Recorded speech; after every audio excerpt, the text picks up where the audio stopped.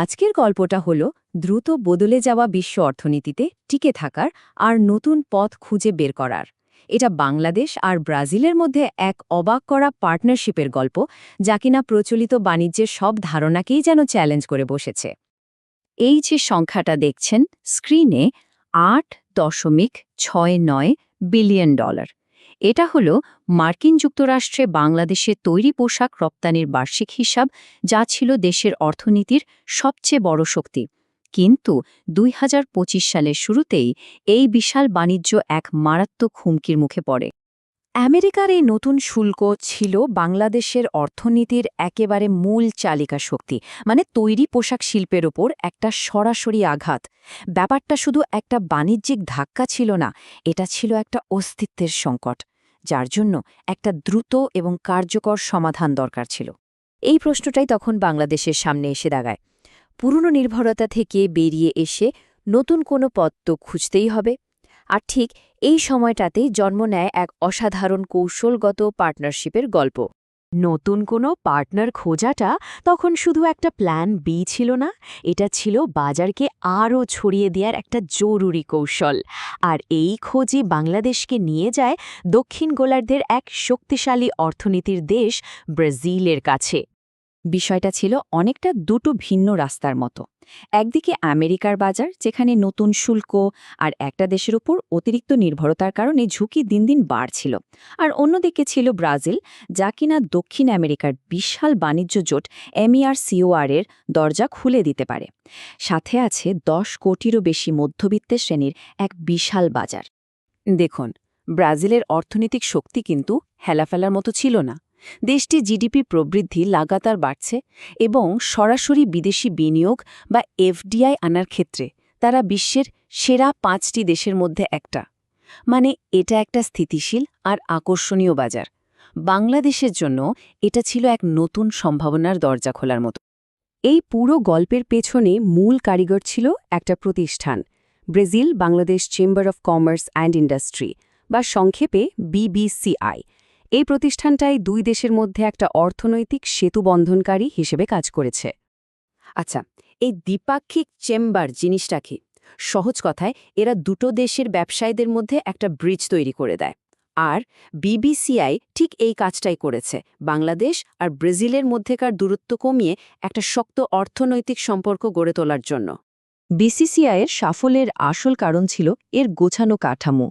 President Shahriar Ahmed আর মহাসচিব মোহাম্মদ জয়নাল আবদিনের নেতৃত্বে এর এক একটা কমিটি এক একটা গুরুত্বপূর্ণ কাজ করত। যেমন ধরুন, ট্রেড অ্যান্ড ইনভেস্টমেন্ট কমিটি বাজার নিয়ে গবেষণা করা থেকে শুরু করে দুই দেশের ব্যবসায়ীদের মধ্যে যোগাযোগ করিয়ে দেওয়ার মতো কাজগুলো দক্ষতার সাথে করেছে। সব পরিকল্পনা, সব চেষ্টার পর এলো সেই মাহেন্দ্রক্ষণ, মেড ইন বাংলাদেশ এক্সপো 2025। এটা ছিল সেই মুহূর্ত যেখানে একটা স্বপ্ন বাস্তবে রূপ নিল, আর ব্রাজিলের মাটিতে বাংলাদেশের ক্ষমতা আর সম্ভাবনা তুলে ধরা হলো। এই এক্সপোটা ছিল সত্যিই এক ঐতিহাসিক ঘটনা।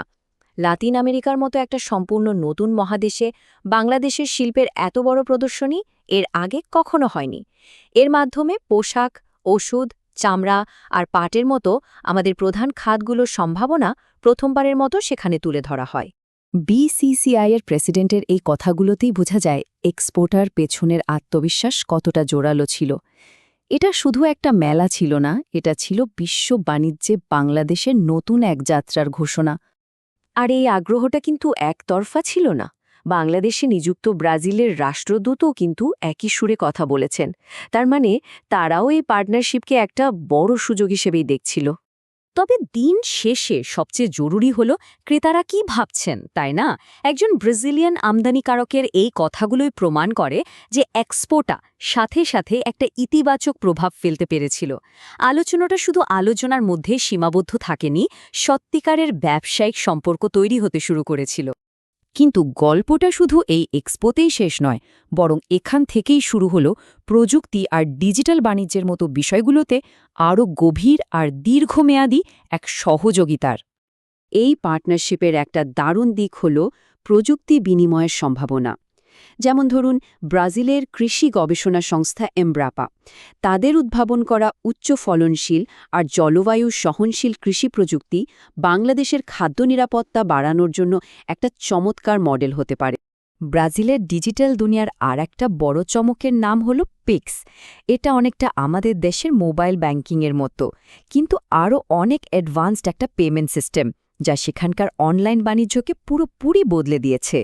বাংলাদেশের ছোট আর মাঝারি উদ্যোক্তাদের জন্য এই পিক্সে একটা গেম চেঞ্জার হতে পারে।